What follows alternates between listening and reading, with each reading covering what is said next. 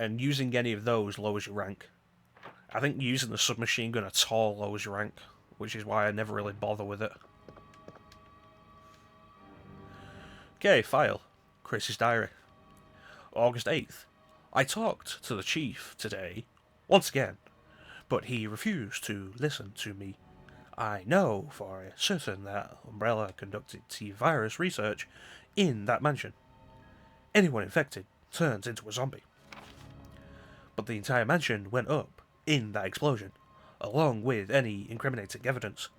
Since Umbrella employs so many people in town, no one is willing to talk about the incident. It looks like I'm running out of options. August 17th. We've been receiving reports. We've been receiving a lot of local reports about strange monsters appearing at random throughout the city. This must be the work of Umbrella. August 24th. With the help of Jill and Barry, I finally obtained information vital to this case. Umbrella has begun research on the new G-virus, a variation of the original T-virus. Haven't they done enough damage already? We talked it over and have decided to fly to the main Umbrella HQ in Europe. I won't tell my sister about this trip because doing so could put her in danger. Please forgive me, Claire. And so, usually I skip the files, mostly because I've read them plenty of times. Reading the files does increase the time, which is somewhat unfortunate because it may mean that we don't actually end up with the A rank because of the time, because we'll read the files. I actually completely forgot about reading the files until we got to Chris's diary, and then it was like, oh. Federal Police Report, Internal Investigation Report, Federal Police Department. Mr. Chris Redfield, Raccoons, City Police Department, Stars Division. As per your request, we have conducted an internal investigation and discovered the following information. Number 1. Regarding the G-Virus currently under development by Umbrella Inc. So far it is unconfirmed that the G-Virus even exists. We're continuing with our investigation. Number 2. Regarding Mr. Brian Irons, Chief of the Raccoon City Police Department. Mr. Irons has allegedly received a large sum of funds in bribes from Umbrella Inc. over the last 5 years. He was apparently involved in the cover-up of the Mansion Lab case, along with several other incidents in which Umbrella appears to have had direct involvement. Mr. Irons has been arrested under two suspicions. Mr. Irons had been arrested under suspicion of rape on 2 separate counts during his years as a university student. He underwent psychiatric evaluation as a result of the charges, but was released due to circumstantial evidence, as well as his phenomenal academic standing. As such, extreme caution is advised when dealing with him. Jack Hamilton, Section Chief, Internal Investigations, United States Federal Police Department. Hopefully we don't end up meeting this chief, because he sounds like something of a nasty fellow.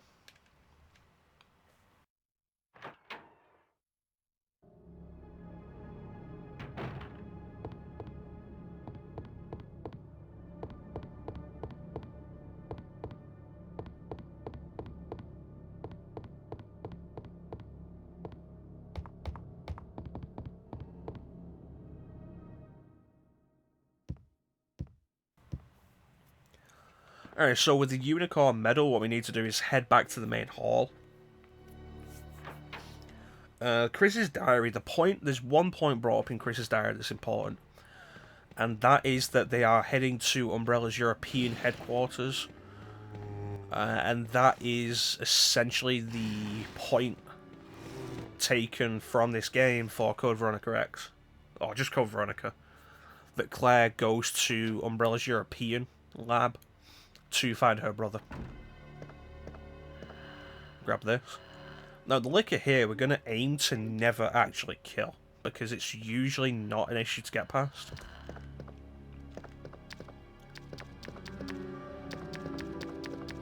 There we go, we got it. Liquors can be dangerous. Their tongue lash can reach a considerable distance.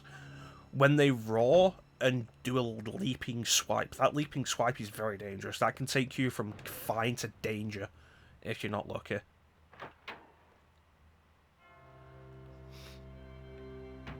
Generally, when you enter a room with a licker, the smart move is to walk. They won't activate until you get too close or until you run.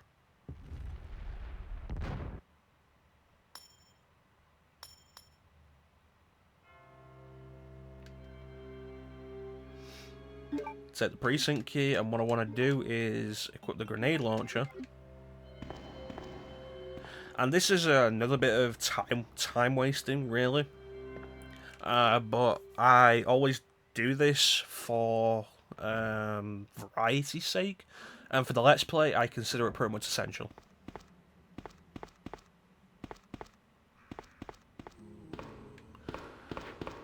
So Brad is actually a pretty tough zombie, which is why I've got the grenade launcher.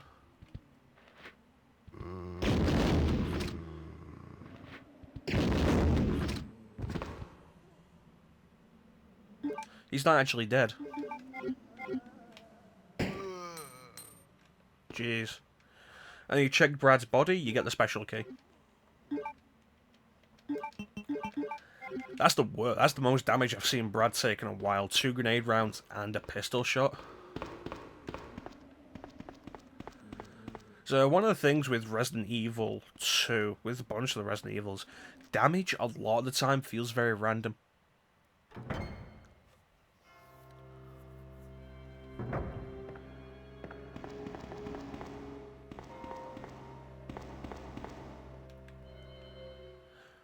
You may be asking why Resident Evil 2 for this stream. Not stream, this Let's Play. I've been really focused on the streams lately. For this Let's Play and not the first one. Why not start with the first one? So you put you there, go there, and you can go down here with the rest of them. And I want both of these. You may ask, like, why not start with Resident Evil 1? It's like, yeah, we already did Resident Evil 4, but Resident Evil 4 is essentially so far connected from the original Resident Evil games. There's a few throwaway lines in the game that are like, oh yeah, no, this is a Resident Evil game, we promise. And beyond that, it might as well be a whole new series. And yeah, RE5 changes that. And it's connected more strongly to the series, but, you know, we've not done RE5. Here we go, another file. Patrol report. Patrol report, September 20th, 9:30 PM. Reporter Sergeant Neil Carlson. We received a report of a suspicious individual stalking around the sewers in the outskirts of Raccoon City. I searched the area and located the individual, but he ran away before I was able to question him. I recovered the following items: a small amount of C4 plastic explosive, an electronic detonator, 9x19 parabellum rounds, infrared scope, broken. End of report. There's a first aid spray in there that I don't want. But, yeah. You may ask, like, why not start the classics with the original? And I did consider it. And really, the answer is, I'm not overly great with the original. 2, I can do really easily. I have no issue doing 2. 3 is tricky, but I can do 3. The main issue with 3 is mostly randomization. If it doesn't work in my favour, and whether or not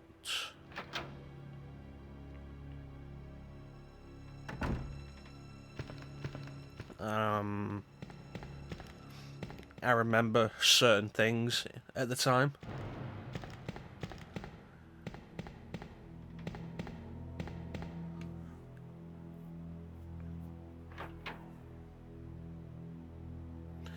Yeah, I'll be fine, actually. Keep the special key for now. RE1. A lot of the difficulty of RE1 comes from the fact that it's archaic. It's the first of its kind. It's the first of the series, and they hadn't refined it quite as much as RE2 is refined, and RE3 is further refined. I think, gameplay-wise, of the original 3, RE3 plays the best.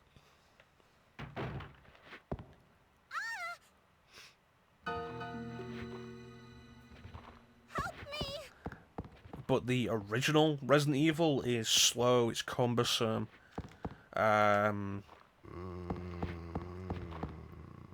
It's really... Going back to it is the most difficult Resident Evil, really, to go back to, I think.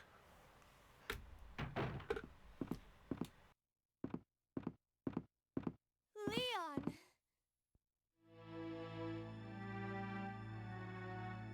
Claire, you made it. Yeah. Have you seen a little girl around here? Yeah, you just missed her. Who is she? And beyond the difficulty of going back to it, I have... For her to stay here alone.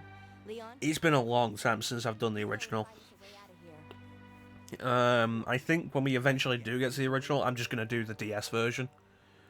Resident Evil Deadly Silence is the best version of the original game. I think the polygon count is lower, and if you blow it up to a bigger screen, it doesn't look great, but it's a DS game. What do you want? The resolution was originally intended to be way lower.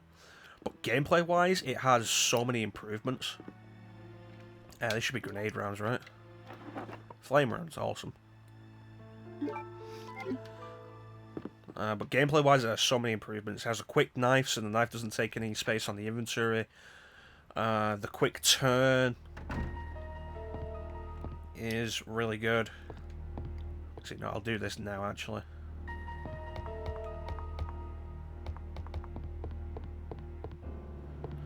The map on the top screen is really good. The ammo counter on the top screen.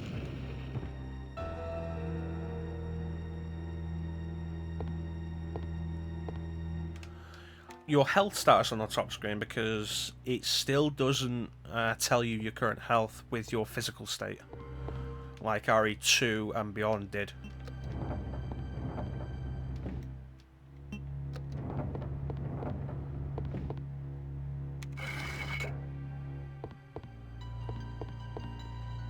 So I think when we do eventually do the original Resident Evil, it'll be Deadly Silence. It's the best way to play that game, really is. There are interesting ways to play the original, like the Sega Saturn version, which I'd love to have and do one day, but I don't have a Saturn. And it was a question that was asked of me on stream at one point.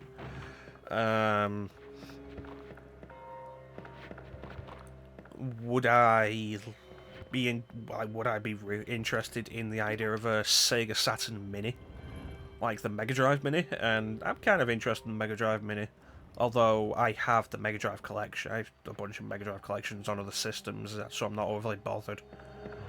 But with the Saturn Mini, I couldn't really think of that many games that would justify the purchase that I'd be interested in. I mean, there's Knights, but I have Knights on other things. The Saturn version of Resident Evil, sure. Put this up here. Put the crank up here because I don't need that right now. And you, and I will put you...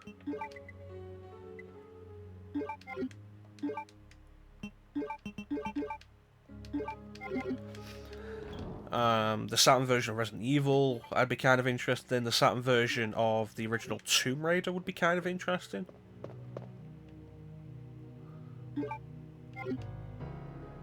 Oh, here we go, Secretary's Diary.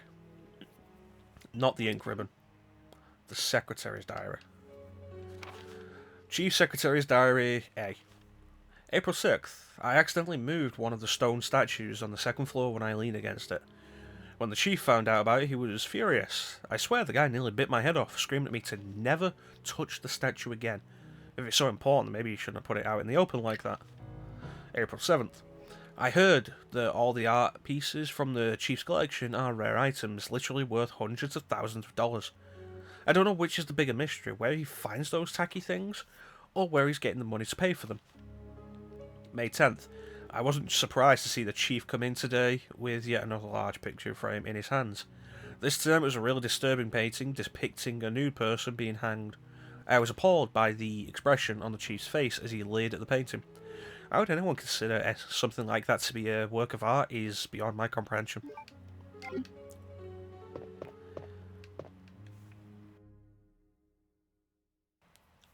But yeah, no,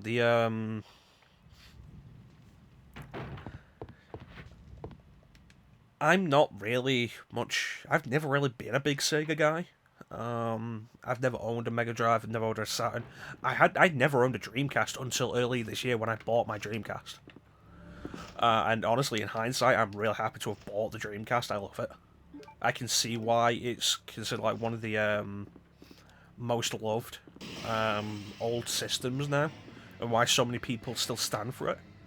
It's really cool. I love a lot of the ideas of the Dreamcast design. A lot of the games are really interesting. I love the visual design of games built for the Dreamcast.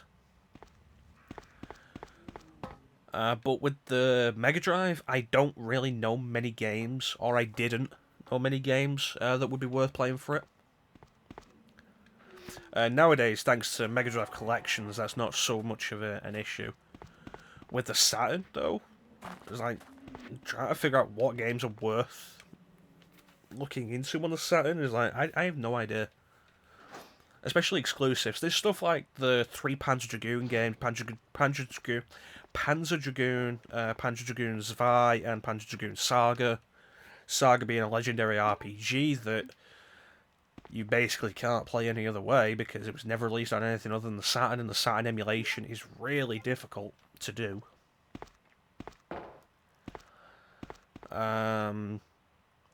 Some of the Capcom fighting games of the time are best on Sega Saturn, like Marvel Super Heroes is best on the Saturn. X-Men Children of the Atom, I think, is best on the Saturn. Wasn't sure I'd make that then. But like, they're licensed games that will probably never get a re-release in any form like that. Especially with the way Marvel is these days. Yeah.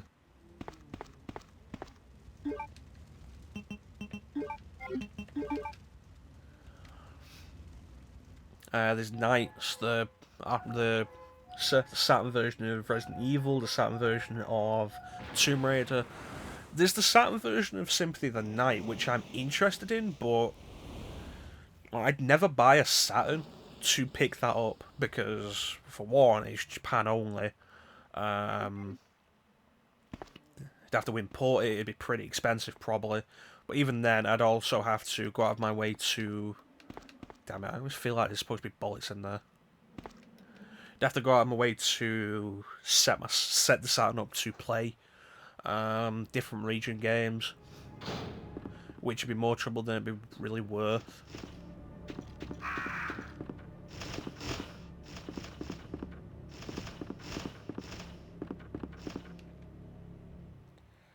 And like, you give me like almost any other console, I can tell you, like, say we go off the Super Nintendo standard, I can give you 20 games for that system that... Well, that was a stock scream. I can give you 20 games for that system that I think would be essential. And I can give you variety, and I can give you... There we go, I want the diamond key.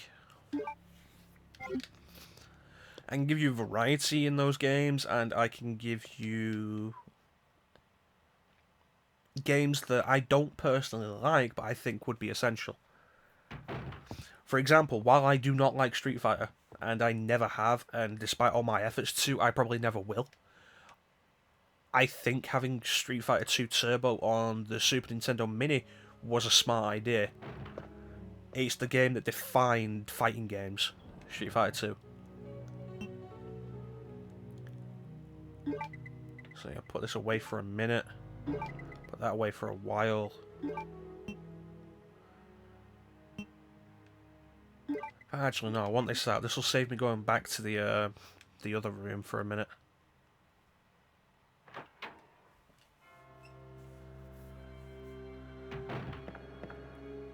But it's like, you ask me 20 games on any system. I can give you 20 games for almost every system. The Saturn is not one of those systems.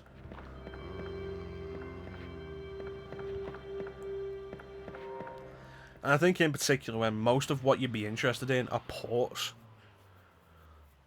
then it's not great. It's not a great showing for the system.